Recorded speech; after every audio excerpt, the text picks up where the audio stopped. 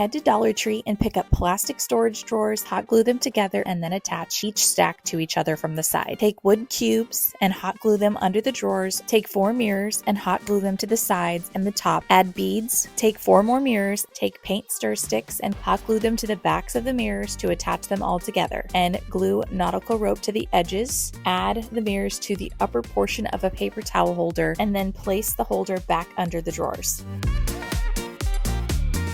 Head to Dollar Tree and pick up 9 small wood crates and stain them with wood stain. Take 3 wood stir sticks and stain them as well. Next, glue the crates together with 3 in a row. Then stack and glue each row to the top of the first row. Cut the stir sticks to the right size and hot glue them to the front bottom of each row of the crates. Add 4 wood beads with hot glue to create a base. Then use a screwdriver to attach the drawer label holders to the stir sticks. I grabbed 2 of these wood hangers. I'm pulling off the rope. I'm going to cover the front of the wood piece with the shelf liner, and then I'm just going to fold the edges over the sides. Grab 4 picture frames. These square ones work best. And then use a pliers to pull out the fasteners. Use some hot glue to attach 2 blocks to the bottom of the frame. Then glue the second frame to the other side of the blocks. You're going to do this twice with a total of 4 frames. Now we have all the pieces to assemble our shelf. Take a bowl and cover the bottom in plastic wrap. Next, use a sponge brush and Mod Podge. Cover the entire bowl base with Mod Podge on the plastic wrap. Take rope and begin from the center of the base and wind it around towards the outer part of the bowl. Once completely dry, remove rope layer from the bowl and any excess plastic wrap.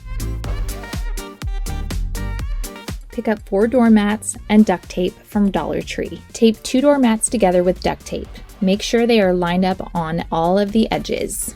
Attach the other 2 doormats to create one larger mat. Secure with duct tape across the outer and inner edges. Add duct tape strips all across one side of the mat, covering it completely. Take fabric of choice and wrap it around the large mat. Cut the edges of the fabric to make it about 3 to 4 inches wider than the perimeter of the mat. Fold around the mat and use a hot glue gun to secure the fabric in place. Take Scotch Guard and spray a couple of layers on the mat outdoors to add a protective waterproof layer.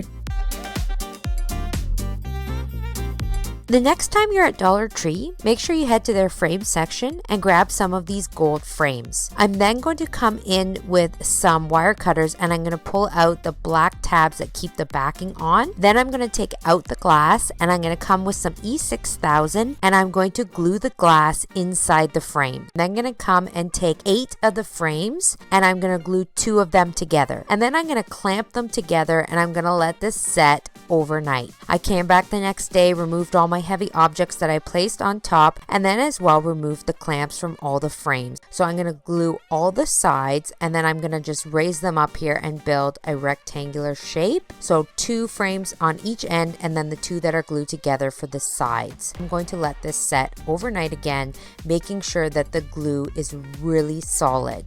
And then I'm just going to come in and finish it up with a nice A-frame top with my remaining 4 frames. To start this project, we're going to need 3 of these cute little craft storage bins. I'm going to use a pencil and we're going to line it up, let that bond for a second. So we're going to secure the other side with the glue and then we're going to go back in with our staple gun to make sure it's reinforced. So now that that's been reinforced, we're essentially going to do the same thing with another one. We're going to do the same thing for the third one. It's just going to sit up a little bit higher. All right, so now that this has been secured, what we're going to do is we're going to use some stain. Next time you're at Dollar Tree, grab one of these square clear plastic containers, a round garden dish, and some of these silver and white plates from the wedding aisle. And then I also had these wooden candle holders. I'm going to use a little bit of E6000 to secure them into place, and then I'm going to let this securely set. I'm also going to take the round garden dish and I'm going to glue that with the E6000 on top of the candle holders. Once it's dry, I took this appliance epoxy spray paint and I gave it a good coat. Then I'm going to take my plastic plate and I'm going to glue it to the front using the E6000. And then I'm going to give the whole thing a spray with this gray chalk paint. And then I'm going to come in just with some gray acrylic paint. I'm going to give it some texture on the sides, as well as working in some black to give it a little bit of definition. Metallic spray paint, and I also sprayed the garden dish on the top, and then I came in with some white paint and I just dry brushed it on. I decided for the bottom part I wanted to add a little bit of a bright color, so I used this dune grass from Country Chic paint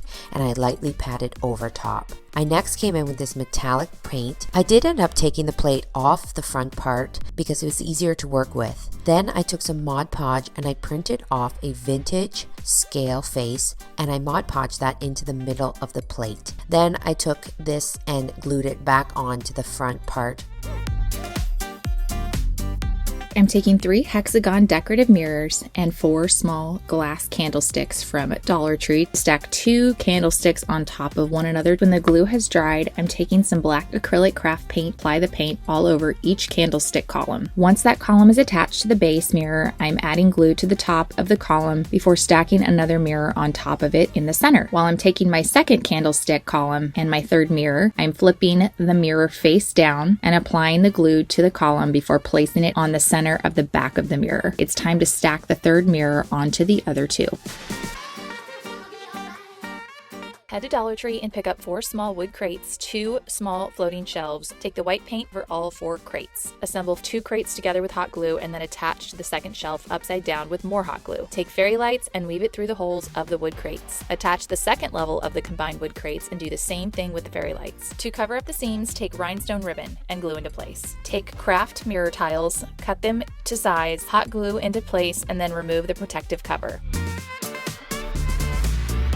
I'm using 1 large piece of foam core from Dollar Tree and 2 sheets of peel and stick wallpaper. Next, I'm going to use a squeegee to apply directly to the foam core board. I'm using 2 gold paper trays from Dollar Tree and my 2 wallpaper covered sheets of foam core to glue to the bottom of each tray. I'm applying the rub and buff all over the wood pieces. I'm allowing plenty of time for the gold to dry before taking my hot glue gun and gluing the cubes on either side of the wood dowels. Now it's time to assemble this whole project together. Head to your local Dollar Tree. Start by hot gluing the paper towel holder in the center of 1 pan. Hot glue rope starting from the outer edge and work your way in. And work your way up the center of the paper towel holder until reaching the top. Take twine and baskets and wrap, tie, and secure them on either side of the paper towel holder center. Take the second round pan and pour marbles into it. Place the top pan and the baskets on top. The next time you're browsing the toy aisle at Dollar Tree, don't pass by these plastic wiffle balls. And I'm going to take just some scrap fabric that I had laying around. I'm going to start with a bead of hot glue on my plastic wiffle ball, letting it set, and then pulling the fabric nice and tight. I'm going to wrap it around the wiffle ball. Then I'm going to glue that end down, and I'm just going to repeat this process over and over again, just overlapping my fabric a little bit each time.